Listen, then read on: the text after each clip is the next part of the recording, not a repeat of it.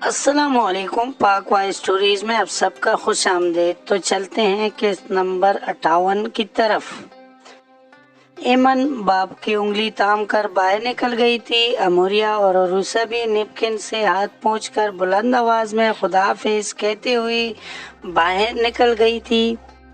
Dining میز پر صرف امیمہ تنہا بیٹھی تھی۔ وہ اپنے سوچوں میں اس حد تک گم تھی کہ اسے کسی کی اٹھ کر چلے جانے کا احساس نہیں ہوا تھا۔ امیمہ اشوا کو بولنا ہی پڑا۔ ارد گرد ناچتی اور اس خاموشی سے اس سے شدید وحشت ہو رہی تھی۔ جی ماما۔ وہ میز پر آڑی ترچھی لکیریں کھینچ رہی تھی۔ اس کی آواز اس سے حد تک مدھم تھی کہ اشوا بمشکل ہی سن پائی۔ ناشتہ پھر سے ٹھنڈا ہو جائے گا۔ وہ ابھی اس کا ناشتہ گرم کر کے لائی تھی۔ دل نہیں چاہ رہا ہے ماما۔ امیمہ سخت بیزار تھی۔ کیوں نہیں چاہ رہا ہے؟ وہ خالی برتن اٹھا کر کچن میں چلی گئی۔ امیمہ بھی اپنے سامنے رکھے ٹرے کو اٹھا کر کچن میں آ گئی۔ اشوا گندے برتن سنگ میں رکھ کے دھونے لگی۔ امیمہ نے صافی اٹھا کر کچن کے سلیب صاف کرنا شروع کر دی۔ پہلے ناشتہ کر لو امیمہ۔ اشوا نے برتنوں کو صابن لگاتے ہوئے اسے ٹوکا۔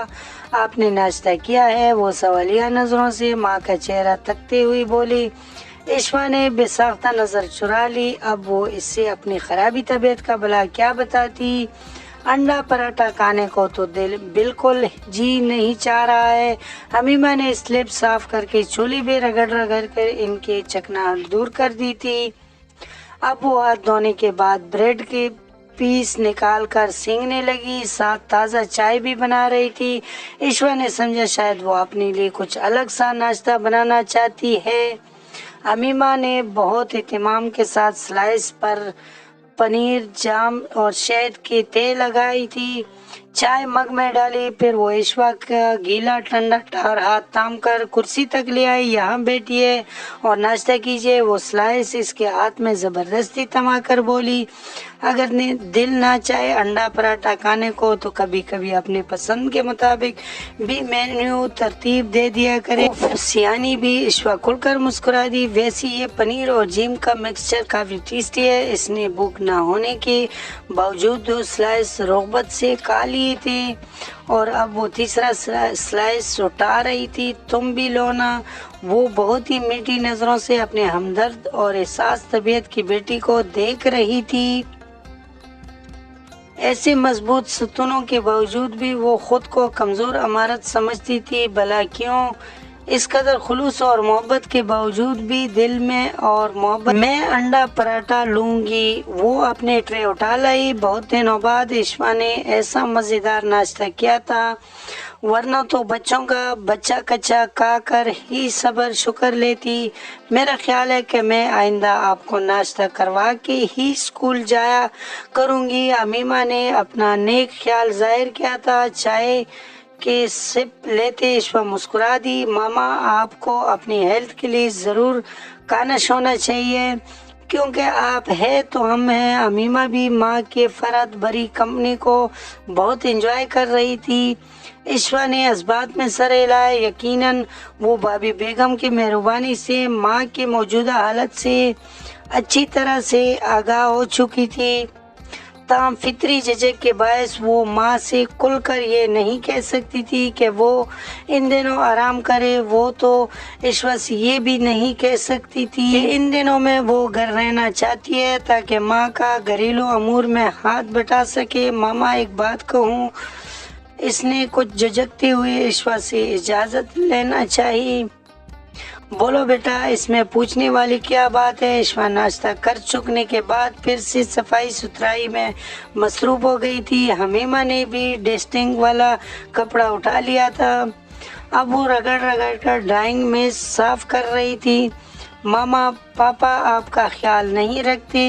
اشوا گویا دھک سے رہ گئی تھی۔ اس سے امید نہیں تھی کہ امیمہ اپنے سوچ کو لفظوں کا پیراہن بھی پہنا دے گی۔ بہت دنوں سے وہ نوٹ کر رہی تھی کہ امیمہ کسی الجھن میں تھی اور آج اس الجھن کی وضاحت بھی ہو گئی تھی۔ اتنا خیال تو رکھتے ہیں اور کیسے خیال رکھا جاتا ہے؟ وہ نہیں چاہتی تھی کہ امیمہ معصوم ذہن ماں اور باپ کے درمیان موجودہ اس آن دے کے فاصلے کو محسوس کرے۔ ماما کیا آپ کو نہیں لگتا ہے کہ ایمن کی ننھی سی خوشی سیلیبریٹ نہ کر کے آپ کچھ غلط کر رہے ہیں؟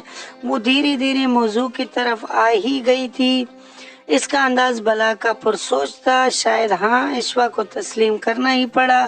ایمن کی ننھی سی اس سے خوشی کے لیے ایک دفعہ چند سال پہلے ایشوا نے ہلکا پھلکا سا اہتمام کیا تھا، مگر ہوا کیا؟ یہ سوچنا ہی ازید کے ایک سلسلے کو آواز دینا تھا۔ مسئلہ صرف یہ تھا کہ ایمن کے پیدائش کا دن اور چچی امی کی برسی کا دن ایک ہی تھا۔